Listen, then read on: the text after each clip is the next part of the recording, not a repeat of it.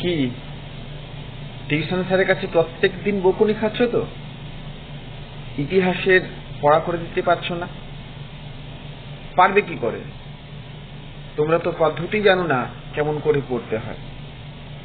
আমি যে বিষয়গুলো বলছি এভাবে তোমরা পড়াশোনা করবে, দেখবে তোমরা ইতিহাসে, শুধু ইতিহাস কেন, যে কোনো বিষয়ে খুব ভালো রেজাল্ট করবে এবং কখনোই তোমরা টিউশন স্যারের কাছে বকুনি খাবে না।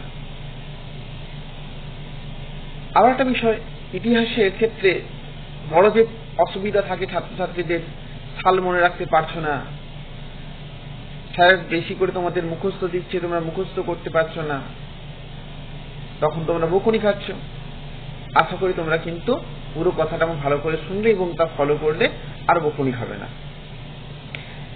স্যার তোমাদের যে বিষয়টি বা যে টপিকটি পড়াবেন সেই বিষয়টি তোমরা পড়ানোর অর্থাৎ পড়তে আসার পরবর্তী 24 ঘন্টার মধ্যে একবার তোমরা পড়ে নেবে। আবার পরবর্তী সময়কালে অর্থাৎ আবার যে তোমরা পড়তে যাবে, সেই পড়তে যাওয়ার মাঝের কোনো একদিন, ধরো তোমরা সোমবার পড়তে গিয়েছিলে সকালে, আবার তোমাদের বৃহস্পতিবার ক্লাস রয়েছে, মাঝের কোনো একদিন মঙ্গলবার হতে পারে কি বুধবার হতে পারে, তোমরা কি করলে না ওই বিষয়টা একটু ভালো করে কয়েকবার তোমরা পড়বে, বুঝে বুঝে পড়বে এবং তোমরা যখন তোমাদের টেক্সট বই পড়বে তখন আন্ডারলাইন করবে, কোনো সাল, কোনো ব্যক্তির নাম, কোনো বিশেষ ঘটনা আন্ডারলাইন করলে। তারপর তোমরা কি করবে, নিজেরাই ওই আন্ডারলাইন করা অংশ থেকে কোয়েশ্চেন করবে এবং তার উত্তর নিজেরাই খাতায় লিখে রাখবে। এরপর তোমরা যেদিন পড়তে আসবে, অর্থাৎ বৃহস্পতিবার যখন তোমরা পড়তে আসবে, তখন তোমরা সকালে হতে পারে বা তার আগের দিন রাতে হতে পারে, অর্থাৎ ভোরবেলা হতে পারে, বৃহস্পতিবার ভোরবেলা পড়তে আসার আগে, অথবা তার আগের দিন সন্ধেবেলা বা রাত্রিবেলা তোমরা কি করবে, ওই যে প্রশ্নগুলো তোমরা লিখেছিলে, প্রশ্ন এবং তার উত্তর লিখেছিলে শর্ট কোয়েশ্চেন, ওইগুলোকে দু একবার রিডিং করে নেবে। পরের দিন পড়তে আসো, স্যার তোমাকে যাই প্রশ্ন দিক না কেন তোমরা কিন্তু সহজে উত্তর করতে পারবে।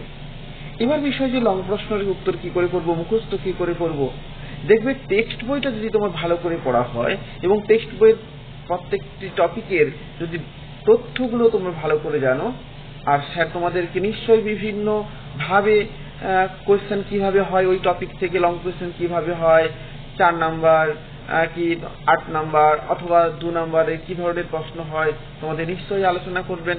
তো তোমরা দেখবে নিজেরাই কিন্তু দু একবার বানাতে থাকো, বানাতে বানাতে দেখবে একসময় তোমাদের কিন্তু আর মুখস্থ করতে হচ্ছে না, টেক্সট বই রিডিং করে, টেক্সট বই থেকে তথ্য সংগ্রহ করে তোমরা কিন্তু অনায়াসেই লং কোয়েশ্চেনের উত্তর লিখতে পারবে। গাদা বিশাল প্রশ্নের লং কোয়েশ্চেনের উত্তর মুখস্থ করতে হবে, করে তোমাদের লিখতে হবে, তা কিন্তু না করলেও চলবে। তবে হ্যাঁ, অবশ্যই কিছু কিছু ক্ষেত্রে তোমাদের সহায়িকা বই হতে পারে বা স্যার তোমাদের যদি নোটস লেখান সেই নোটস থেকে তোমাদের কিছু অবশ্য মুখস্থ করতে হবে। দেখো তোমরা এইভাবে পড়াশোনা করো, ইতিহাস কেন যে কোনো সাবজেক্টে খুব ভালো রেজাল্ট করবে। আর আমার ছাত্রছাত্রীদের তো আমি এইভাবেই পড়িয়ে থাকি। বিদ্যাভারতী শিক্ষা কেন্দ্রের 5ম থেকে দ্বাদশ শ্রেণী পর্যন্ত পাঠ্যসূচির সমস্ত বিষয় অভিজ্ঞ শিক্ষক শিক্ষিকা মন্ডলী দ্বারা আমরা পঠন পাঠন করিয়ে থাকি। আমাদের এভাবেই আমরা পড়িয়ে থাকি, প্রত্যেকটা বিষয় প্রত্যেকটা স্যারেরা এইভাবেই পড়ান। আর প্রত্যেক বছরই আমাদের এই শিক্ষা কেন্দ্র থেকে ভালো রেজাল্ট করে স্টুডেন্টরা। যদি কোনো ছাত্রছাত্রী বা অভিভাবক তার ছেলে মেয়েকে যদি ভর্তি করতে চান অবশ্যই যোগাযোগ করবেন 8372860119 এই ফোন নাম্বারে। আমাদের সেন্টার রয়েছে দুটি জায়গাতে, একটি হচ্ছে জয়নগর বাজার, আরেকটি হয়েছে বালার মোড় আনন্দকরের চেম্বারের গলিতে। নমস্কার।